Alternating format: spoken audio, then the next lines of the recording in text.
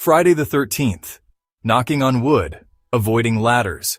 We all do it, sometimes without even thinking. But are these just quirky habits or echoes of ancient beliefs still shaping us today? Let's dive into the strange world of superstitions and discover how the past still haunts our modern minds. Why does Friday the 13th send a shiver down so many spines? Let's unravel the tangled history behind this infamous day. The fear of the number 13 even has a name, triskaidekaphobia. But when you pair it with a Friday, things get even stranger.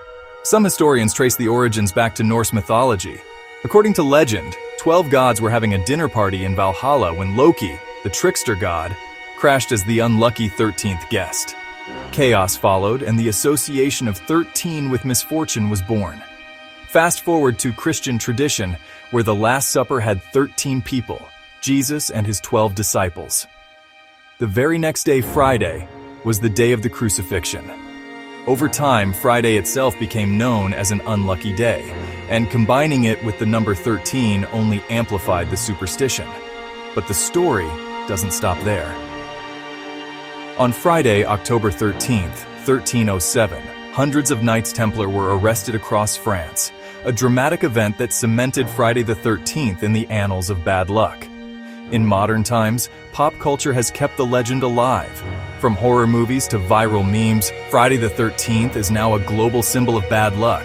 So much so that airlines, hotels, and even office buildings sometimes skip the 13th row or floor altogether.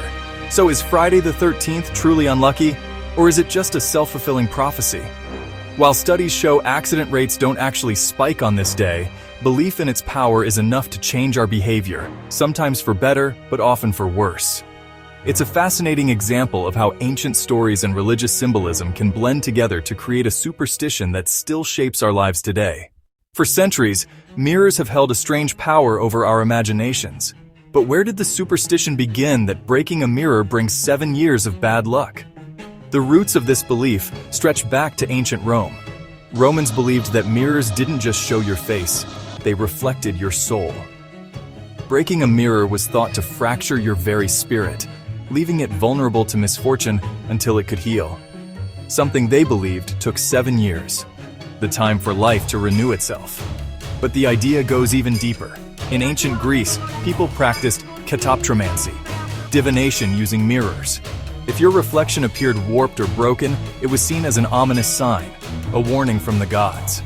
Over time, these beliefs fused into the superstition we know today.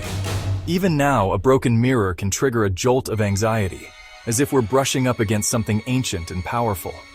Maybe it's just a relic of old fears. Or maybe on some level, we still sense the mirror's connection to our own fate. Here's another one we all know. Don't walk under a ladder. But why? This superstition actually goes back more than 5,000 years to ancient Egypt.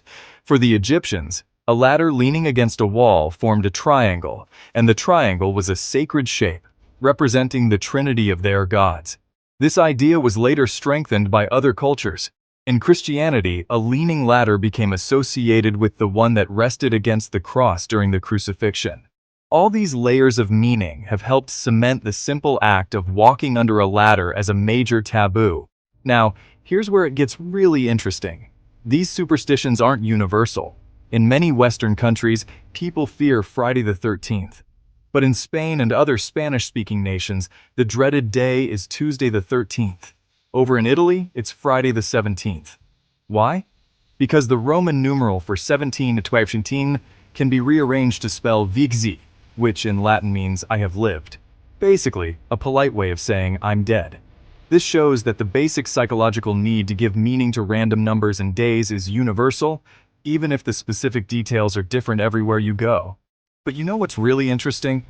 These irrational beliefs might actually serve a purpose. Studies have shown that acting on a superstition like knocking on wood can genuinely lower your stress levels. And lower stress can actually improve your performance. It's like a psychological placebo effect. From an evolutionary perspective, it might have been better to be a bit too cautious than not cautious enough.